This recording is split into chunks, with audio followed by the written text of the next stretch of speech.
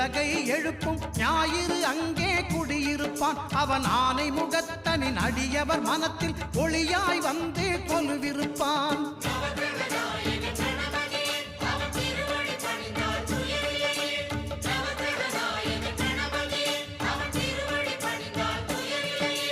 ஒன்பது கோளும் ஒன்றாய் காண அங்கு கற்பகம் என்னும் கடவுளின் மெய்யில்